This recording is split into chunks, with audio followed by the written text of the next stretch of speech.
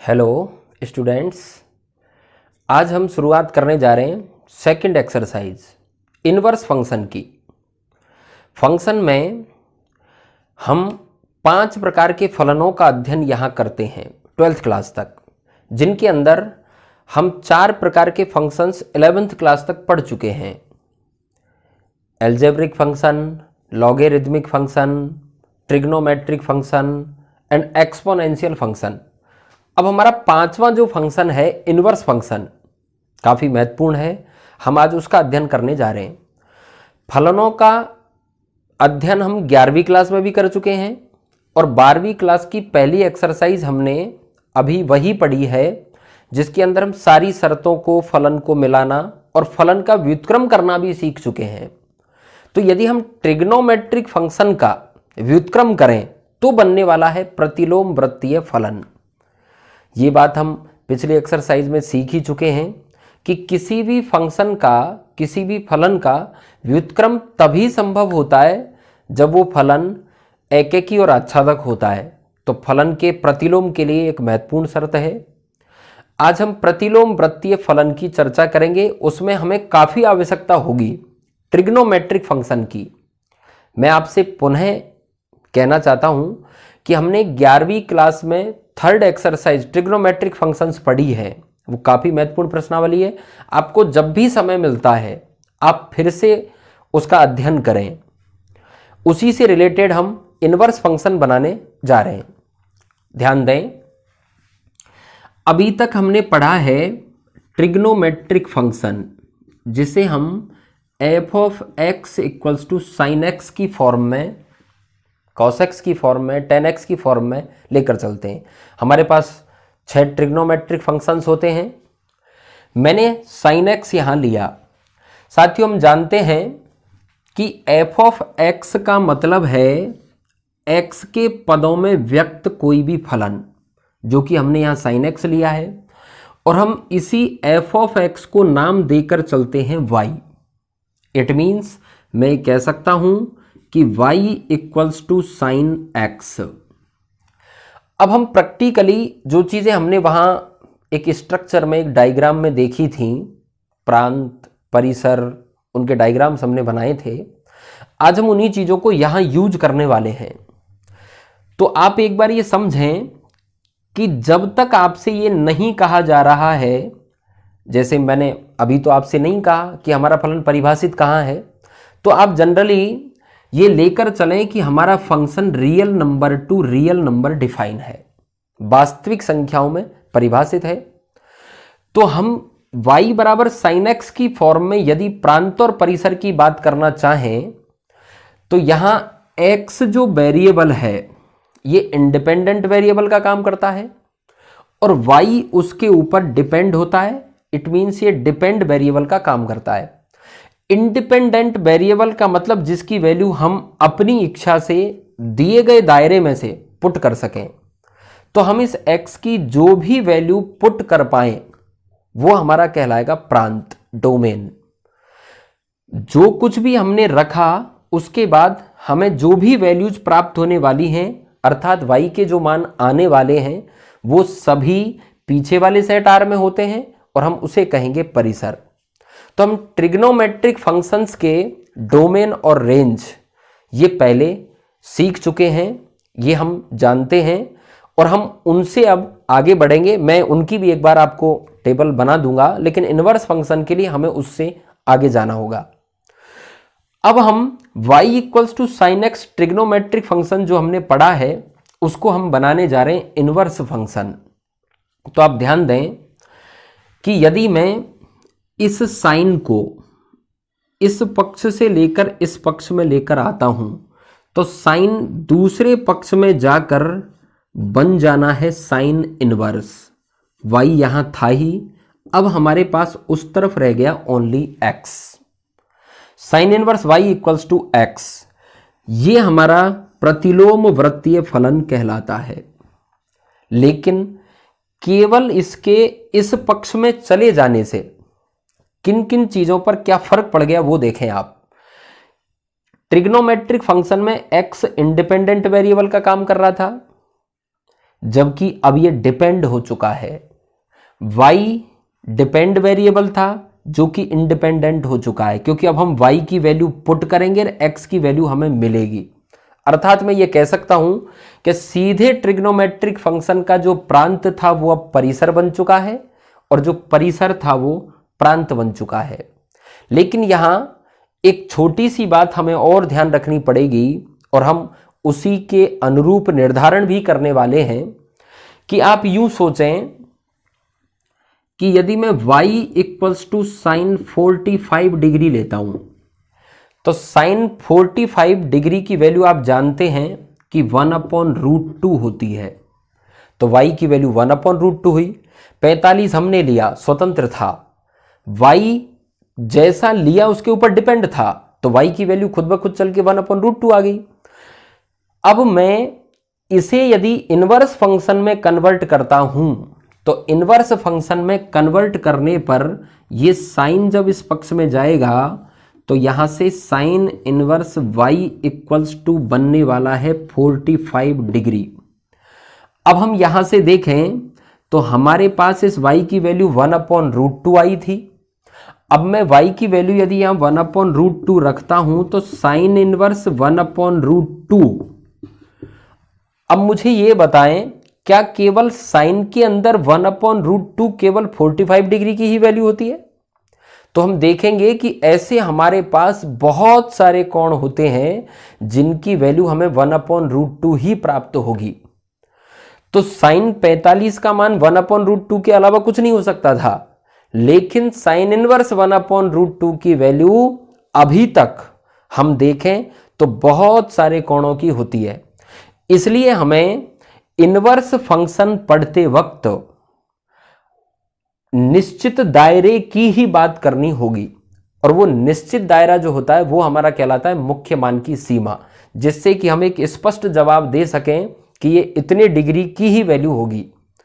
उसके लिए मुख्य मान की हम टेबल बनाते हैं, लेकिन उस टेबल को बनाने से पहले मैं सभी ट्रिग्नोमेट्रिक फंक्शंस के प्रांत और परिसर एक बार आपको बताता हूं, उसके बाद हम मुख्य मान की टेबल बनाएंगे। तो देखिए,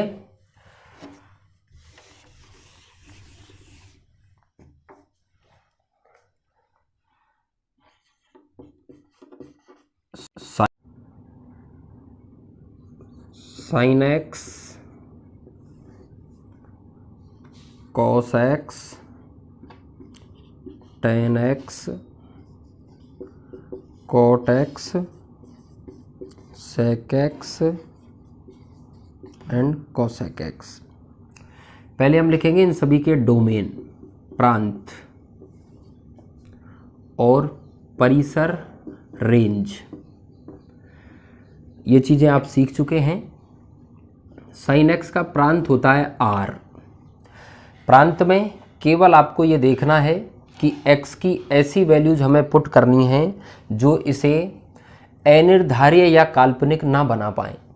तो साइन में किसी भी कोण का मान अनंत नहीं होता, इसलिए पूरा r सभी वास्तविक कोण हम रख सकते हैं, लेकिन जो हमें प्राप्त होता है वो केवल -1 से 1 के बीच होता है। कम से कम -1 प्राप्त होता है, ज़्यादा से ज़्यादा 1। क्लोज इंटरवल में लिखेंगे, -1 और +1 शामिल है। इसी प्रकार कॉस की बात की जाए, जो वैल्यूज साइन की होती हैं वही वैल्यूज कॉस की होती हैं। तो कॉस में भी किसी एंगल की वैल्यू अनंत नहीं होती, इसलिए इसका भी प्रांत r। जो साइन की वैल्यू वही कॉस की वैल्यू, तो परिसर -1 to 1। टेन की बात की जाए तो हम देखते हैं कि टेन में 90 की वैल्यू इन्फिनिटी होती है। 90 की वैल्यू इन्फिनिटी है तो आगे बढ़ने पर 90 के जितने भी मल्टीपल्स हमें मिलने वाले हैं उन सभी की वैल्यू इनफाइनाइट होगी। तो हमें 90 के मल्टीपल्स को r में से बाहर करना है। तो r - 2n + 1 π/2। 2n + 1 odd multiple को प्रदर्शित कर रहा है, π/2 90। तो हमने r में से सभी विषम गुणजों को बाहर कर दिया। लेकिन हम देखते हैं कि 10 के अंदर हमें सभी वास्तविक मान प्राप्त होते हैं। हमारी वैल्यूज -∞ to +∞ जाती हैं, तो इसलिए इसका परिसर r होगा। इसी प्रकार कॉट की बात की जाए, tan में जो वैल्यू 90 की है वह वैल्यू कॉट में 0 की होती है। तो जो वैल्यू 0 की है, इसका मतलब जितने भी इवन मल्टीपल्स बनने वाले हैं 0, 180, 360, उन सभी को हमें r में से बाहर करना होगा। तो इसमें से बाहर करूं मैं तो r माइनस इवन बनाने का तरीका 2n, मल्टीपल हमें लेना है π/2 का, 2 से 2 को कैंसिल करेंगे तो r माइनस n पाई। जो वैल्यूज 10 की होती हैं वही वैल्यू कॉट की होती है, इसलिए इसका भी परिसर बनेगा r। इसके बाद चले हम सेक पर। तो सेक में हम देखते हैं कि सेक 90 की वैल्यू इन्फिनिटी होती है। जो वैल्यू 90 की है वो आगे सभी ओड मल्टीपल्स की होगी। तो इसलिए हम यहां भी ओड मल्टीपल्स को बाहर करें तो r माइनस 2n प्लस 1 π/2। लेकिन हम सेक में देखेंगे कि सेक 0 की वैल्यू होती है 1, सेक 30 की वैल्यू होती है, सेक 45 की वैल्यू, और इस तरीके से हम चलते हुए 90 पर जब पहुंचेंगे तो हम 1 से बढ़ते हुए जा रहे हैं, 1 टू इन्फिनिटी।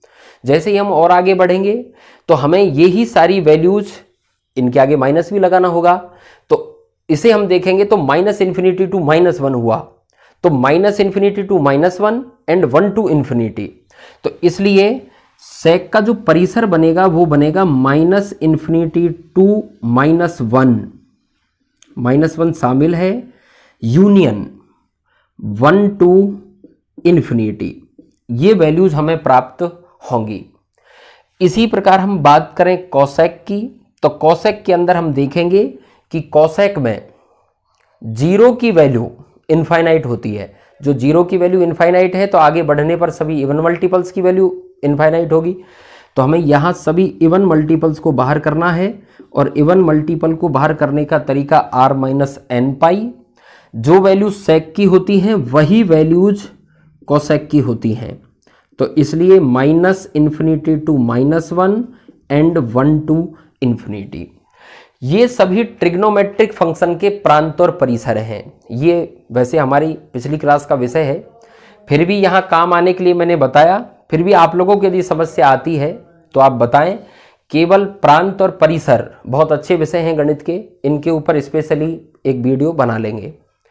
अब हम चलना चाह रहे हैं इनवर्स फंक्शन पे। तो इनवर्स फंक्शन के लिए जैसा कि मैंने बताया कि y बराबर साइन x हमारा कोई फलन है, तो इसे इनवर्स बनाते वक्त इस साइन को जब हम इस पक्ष में लेकर आएंगे तो sine inverse y equals to x। ये मैं कह चुका हूं, जो यहाँ प्रांत था ट्रिग्नोमेट्रिक फंक्शन में वो इनवर्स फंक्शन में परिसर बन चुका है, जो यहाँ परिसर था वो यहाँ प्रांत बन चुका है। तो इनवर्स फंक्शन की अब इस प्रकार की टेबल बनाएं तो प्रांत और परिसर आपस में इंटरचेंज हो चुके हैं। तो मैं लिखता हूं सभी ट्रिग्नोमेट्रिक फंक्शंस को, sine inverse x, cos inverse x, tan inverse x, cot inverse x, sec inverse x and cosec inverse x। Domain directly हम लिख देते हैं, जो इनके परिसर वो इसके प्रांत।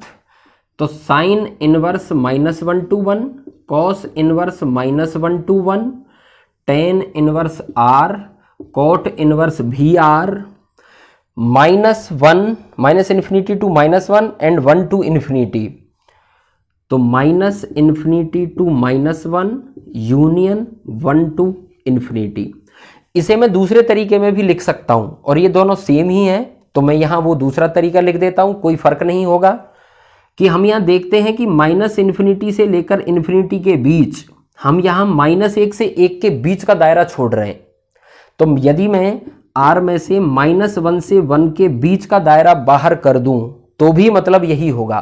तो हम इसे ऐसा भी लिख सकते हैं, लेकिन यहां ये ध्यान रखना होगा कि यहां ओपन इंटरवल में लिखा गया है, क्योंकि -1 और 1 हमारे वैल्यूज में शामिल हैं, हम उन्हें बाहर नहीं कर सकते, तो हमने केवल बीच वाली संख्याओं को बाहर किया है। लेकिन यहां अब इनवर्स फंक्शन में हम परिसर नहीं लिखेंगे, हम लिख रहे हैं मुख्य मान की सीमा। तो मुख्य मान, ये इनवर्स फंक्शन का बहुत महत्वपूर्ण विषय है। हमारा पूरा इनवर्स फंक्शन इसी दायरे के अंदर परिभाषित होता है। इसकी जानकारी बहुत अच्छे से होना आवश्यक है। तो इसके लिए हम इस परिसर के, इस प्रांत के अंदर से किस प्रकार से निर्धारण करें कि हमें सारी वैल्यूज प्राप्त हो जाएं और प्रत्येक मान के लिए केवल एक ही कोण होना चाहिए। तो उसके लिए आपको इसका निर्धारण कुछ यूं करना है कि आप छोटे से छोटे धनात्मक मानों के लिए, उनके कोणों के लिए आप प्रथम चतुर्थांश का यूज करें। आप पहले पढ़ चुके हैं कि हम जानते हैं ये हमारे 4 क्वाड्रेंट्स हैं, x, x dash, y and y dash. ये फर्स्ट क्वाड्रेंट, ये सेकंड क्वाड्रेंट, ये थर्ड क्वाड्रेंट एंड ये फोर्थ क्वाड्रेंट। हम जानते हैं ASTC रूल को, ASTC।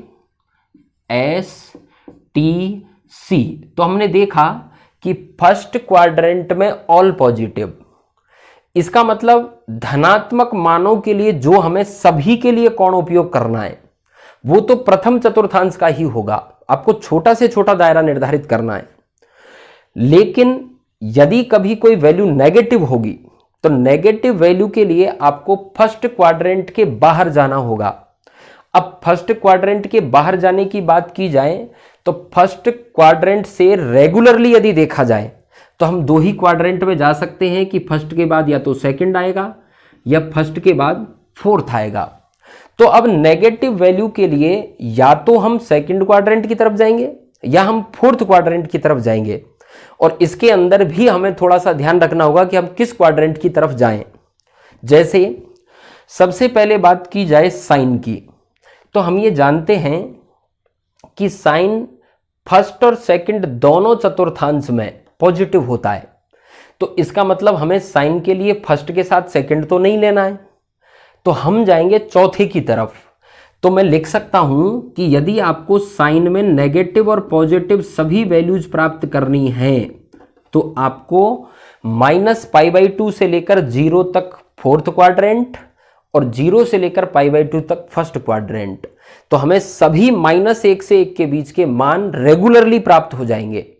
तो ये हमारे मुख्य मान की सीमा का निर्धारण हुआ। अब आपको साइन इनवर्स में कोई भी वैल्यू मिलने पर इस दायरे के बाहर सोचने की आवश्यकता नहीं है। यदि आपसे पूछा जाए कि साइन इनवर्स 1/2 की वैल्यू बताइए, तो हम जानते हैं कि 1/2 30 की वैल्यू होती है। लेकिन पहले बात यह थी कि 150 की भी होती है, 390 की भी होती है, ऐसे लाखों कोण बन सकते हैं। लेकिन जब आपने इसे सीमाओं में बांध दिया -90 से +90 के बीच, तो -90 से +90 के बीच अब केवल एक ही एंगल मिलेगा 30 डिग्री। तो आपको उसे यूज करना है। इसी प्रकार बात कॉस की जाए तो हम जानते हैं कि कॉस फर्स्ट और फोर्थ क्वाड्रेंट में पॉजिटिव होता है। तो अब यहां फोर्थ क्वाड्रेंट को नहीं ले सकते हम, लेकिन सेकंड क्वाड्रेंट में कॉस नेगेटिव होता है। तो इसलिए हम यहां दायरा लेंगे 0 से पाई, मतलब फर्स्ट एंड सेकंड क्वाड्रेंट। तो ये हमारे मुख्य मान की सीमा का निर्धारण हुआ। इसी प्रकार tan की बात की जाए तो tan के अंदर फर्स्ट क्वाड्रेंट में तो पॉजिटिव है ही, लेकिन अब हमारे पास यह दोनों विकल्प हैं। सेकंड क्वाड्रेंट में भी tan नेगेटिव होता है और फोर्थ क्वाड्रेंट में भी tan नेगेटिव होता है। लेकिन आप ट्रिग्नोमेट्रिक फंक्शंस यदि आपने थोड़े से भी ध्यान से पढ़े हैं तो आप देखेंगे कि हमारी जो tan की शेप बन रही होती है ग्राफ में, वो शेप फर्स्ट एंड फोर्थ में रेगुलर बन रही होती है, जबकि फर्स्ट और सेकंड में वो बीच में टूट रही होती है और हमें एक नियमित अंतराल की बात करनी है। तो इसलिए हमारे लिए ज्यादा उचित होगा कि हम दूसरा क्वाड्रेंट यूज करने के बजाय फोर्थ क्वाड्रेंट यूज करें। तो इसलिए हम यहां इसका दायरा लेंगे -π/2 से +π/2, फोर्थ एंड फर्स्ट क्वाड्रेंट। लेकिन मैंने यहां छोटा ब्रैकेट लगाया, ओपन इंटरवल, क्योंकि हम जानते हैं कि tan में π/2 और -π/2 इन दोनों की जो वैल्यूज हैं वो इनफाइनाइट होती हैं और इनफाइनाइट हमें लेना नहीं है। तो केवल -π/2 से +π/2 के बीच का ही दायरा उपयोग करना है। इसके बाद हम चलेंगे कॉट पर। जो बात 10 के अंदर -90 से 90 के बीच रेगुलर शेप में होने वाली है, वही बात कॉट के लिए 0 से पाई में होगी, क्योंकि जो शेप 10 का ही पूरक कॉट होता है। तो इसलिए हम 90 डिग्री से खिसका कर चलें तो हमारे कॉट का दायरा बनने वाला है 0 to पाई। इसके बाद हम सेक और कोसेक की बात करेंगे, लेकिन सेक और कोसेक के लिए आप देखेंगे यहां हमारी बाध्यता है कि हम रेगुलर नहीं चल पाएंगे। क्यों? क्योंकि सेक और कोसेक की शेप या तो केवल पॉजिटिव ही पॉजिटिव बनती हैं या केवल नेगेटिव ही नेगेटिव बनती हैं। तो उसके लिए हमें केवल ये देखना होगा कि हमें सारी वैल्यूज प्राप्त हो जाएं, सारे मान प्राप्त हो जाएं, हमें उस दायरे को लेकर चलना है। तो हम जानते हैं कि सेक फर्स्ट और फोर्थ में पॉजिटिव होता है, फर्स्ट और फोर्थ में पॉजिटिव होता है। फर्स्ट और फोर्थ में यदि पॉजिटिव है तो हम दोनों पॉजिटिव अंतराल तो लेंगे नहीं, तो हम फर्स्ट और सेकंड की तरफ जाएंगे। तो हम सेक का दायरा ले सकते हैं 0 to पाई, लेकिन हम ये जानते हैं कि 0 से पाई के बीच में सेक के लिए π/2 एक ऐसी वैल्यू आने वाली है जिस पर इसकी वैल्यू इनफाइनाइट हो जाएगी। तो हमें उस π/2 को बाहर करके चलना है। ये हमारे सेक के मुख्य मान की सीमा होगी। इसी प्रकार बात कोसेक की जाए तो कोसेक में फर्स्ट और सेकंड दोनों क्वाड्रेंट में पॉजिटिव होता है, तो हमें चौथे चतुर्थांश की तरफ जाना पड़ेगा। हम चौथे चतुर्थांश की तरफ जाएंगे तो हमारी वैल्यूज यहां बन जानी है -π/2 से लेके +π/2। लेकिन कोसेक के लिए भी हम जानते हैं कि 0 पर इसकी वैल्यू इनफाइनाइट प्राप्त होती है, तो इसलिए हम यहां वैल्यू लिखेंगे -π/2 से π/2, लेकिन उसके अंदर से 0 को हमें बाहर करना होगा। ये हमारे 6 इनवर्स ट्रिग्नोमेट्रिक फंक्शन जो हैं उन सभी का हमने मुख्य मान का दायरा निर्धारित किया है। इसका आप विशेष रूप से ध्यान रखें, पूरी एक्सरसाइज केवल हम इन्हीं शर्तों के मध्य पढ़ेंगे, हम इस सीमा के बाहर नहीं जाएंगे। हमें प्रत्येक प्रश्न को सॉल्व करते वक्त इस चीज को ध्यान में रखना होगा कि हमसे जो पूछा जा रहा है वो कहीं हमारी सीमाओं के बाहर का तो नहीं है। तो हम बिल्कुल पहले कोशिश करेंगे कि हम उन्हें सीमाओं के अंदर लेकर आएं, उसके बाद सॉल्व करें।